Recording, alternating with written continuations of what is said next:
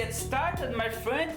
Welcome to the Vectorize. My name is Jonathan, and today I want to share with you my 4 years of experience here using this YouTube channel to share my process, my work, and what changes so far since I started to use the Affinity Designer. Okay. In this video, I want to be able to show you my progress so far using Affinity Designer since I started this YouTube channel. So this is my screen, and you're gonna see my let's say a discussion, all right, about my process and what changes since I started this project that's called the Vectorize Club. If you don't know the Vectorize Club, it is a community that I've created where I can share with you my tutorials and you can get access to everything that I do, especially made with Affinity Designer on iPad and desktop. So just to let you know about, if you don't know me yet, just to let you know about how I started this YouTube channel. Basically it is in 2018, and one of my very first video, it was one of these ones. I'm gonna open it right now, just show you, you know, the process here that I was used to do and what's changed so far. So basically here I show you guys how I get references to study to understand the anatomy of the subject that I'm gonna draw, all right, as you guys can see over here. And let me just skip a little bit just to not take a lot of your time, of course. And here I'm used to draw some sketches, but in this time I was used to do just one sketch. I was not let's say very well prepared to make many of sketch. I was very scared to try to do different types of sketch that time. But this is what changes so far about the sketches. I usually do more sketches before I do the render. And on here, as you guys can see, I've started to do the vector process where I just used the pencil tool just to have the freedom of drawing lines. I will skip this a little bit more. And one of the things that I was used to do, it is to use colors to fill all these curves. And this was a very time consuming because I was always, you know, opening the colors panel just to change the color. And when I do that, I sometimes I struggle to make the render. Why I struggle to make the render? Because when you do that, you start to lose yourself in the process. And I've changed this a lot in my current workflow that I'm gonna show you soon. So basically what I'm doing here, it is applying already the rendering. I'm applying the layer effects, which is the stage that I recommend you guys to do, let's say, in the end of your project. Because if you try to use the layer effects in the very beginning, you can have a problem about, let's say, laggy or delay. Affinity will be a bit heavy when you work with a lot of layer effects sometimes if you work with a big project. Okay, and let's skip a little bit here to show you. And here, as you guys can see, I'm rendering this already. I'm rendering the head without even started to work with the shape of the character's body. I'm not telling you that this is a wrong workflow, but for me, my current situation, my current level of illustrations, I prefer to focus only in each step by step: vector, layer, color, and then details. So if you go more, and on here you're gonna see that I start to render even more with a lot of details. And when you do that, when you are building the rendering, at that moment you start to struggle about the decisions. The decisions is something that it is the thing that takes more time.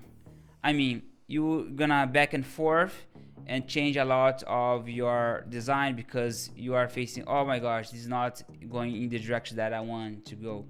And that's why it's so important when you have a process, which means that you have a workflow that you can follow without overwhelm yourself or struggle a lot in your progress.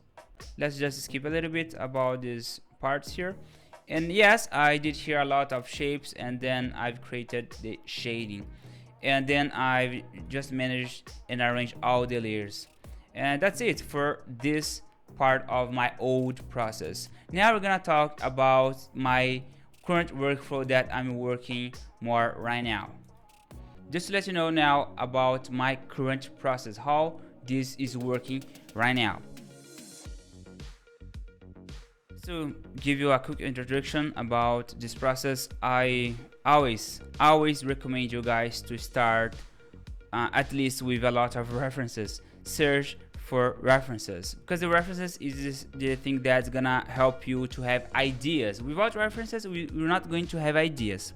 Second point, it is the sketches. Here I'm drawing, a very loose sketch, which means that I'm drawing without worrying so much. I'm just sketching, which means that you don't need to be very afraid. Before that, 4 years ago, I was very scared to draw. And here, as you guys can see, I'm just sketching. I'm not worrying so much about the details. And here I try to be loose with my line art because I want to have more dynamic lines. And after that, I usually like to make a refinement of the lines. Can you see that I'm defining more the lines over here? Can you see that? Exactly. And then I always try to change a little bit the forms, the shape, just to see some unexpected results. This is called, let's say, happy accidents, if you know Barbaros. And this is something that I really enjoy in my process because you can discover, let's say, new techniques and shapes that you can apply in your process. So basically, guys, this is, let me show you. This is how I usually do the vector. I'm doing that by using the pencil tool. All right, I'm using pencil tool in freehand with the sculpt mode turned on. I do that because I can continue the line and close the line just like that. And then after that, I start to create only the shapes. When you create the shapes, you feel more, let's say, faster, I'd say, in the design results. And here sometimes I don't close the curves because I just try to create the shapes, and then later you can select all of them and apply the closed curves. Okay, you can do that easily on Affinity Designer. And right now I've started to apply the colors. Basically I start to apply the very basic color. Okay, but of course this can change later. All right. And also after that, I like to draw the inner shapes, the small shape, which means the element that's gonna be applied inside of, let's say, each biggest shape, from macro to micro. Basically, this is how I do. And here, exactly this point, I've created the shape inside of the body. You can see that I've created his pants just by creating this technique that's called insert inside. I've created this during all of these tutorials that I've created. After you decide, let's say, the shape, the inner details become so far easier to handle because you're not going to back and forth always. You have completed the stage successfully, right?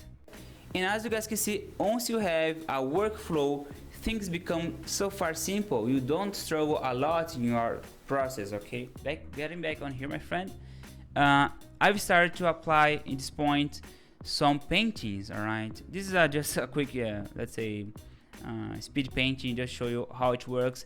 And I like to start with some textures, adding some shadows and then lights.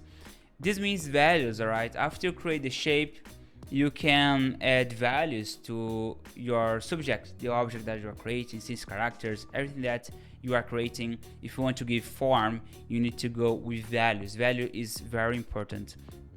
And here I've added some contrast over his face, all right, and erasing some of the paintings that I've added on his face with, red skin, things like that. Of course, this is not very easy at the beginning when you are learning, but I like to suggest to my students to experiment different tonalities. If you use just one tonality, your design is gonna be a little bit strange, not gonna be believable, all right? And here I've applied some textures with different kind of tonalities. Can you see that I'm just creating some different aspect just to make it more colorful, okay?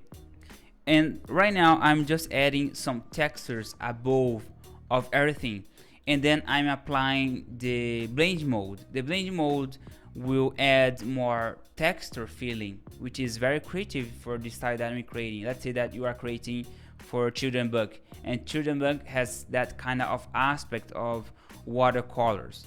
Exactly, this is what I want to add in my design. I want to give more this feeling of, making by paper, more, let's say, traditional art. And this is a technique that I like to explore a lot. You don't need to draw everything in a paper. You can use some tricks that I'm using right now. I like to use a pencil with that texture and apply over. And right now I'm applying some highlights just to enhance even more the silhouette of the character.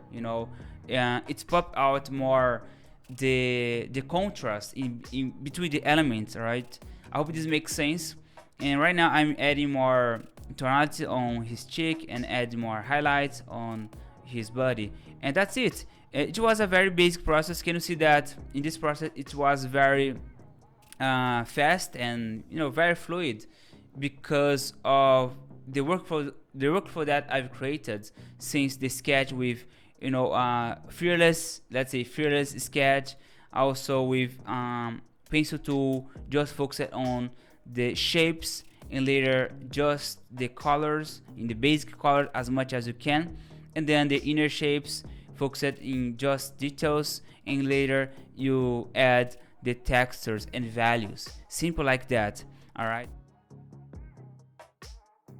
so basically this was my progress so far after 4 years using Affinity Designer, creating a lot of tutorials, more than 300 of tutorials alongside of my freelance job as well. And I've improved a lot in my workflow, and I'm sharing here with you all the techniques that you can apply as well. So before we end this, I want to make an invitation. If you want to join on the Vectorize Club, you have this opportunity to learn with a lot of people that are very happy to use the Affinity Designer and learn vector techniques. It is very easy, very simple. I promise you that you love. And also you can download all the materials available to you. Okay? Guys, I want to thank you so much, really so much for your time.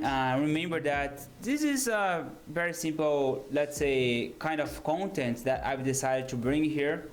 And if you enjoy this lesson, or not this lesson but this video, please just let me know. I'll be very happy to know if you are interested to know about my process, some highlights, instead of just seeing me doing real time, because I think this is a very important kind of video that I can talk with you about my highlights inside of my process basically. All right, so feel free to ask for suggestions, ask for tutorials, and that's it. Thank you so much, and I see you next time. Bye bye, take care.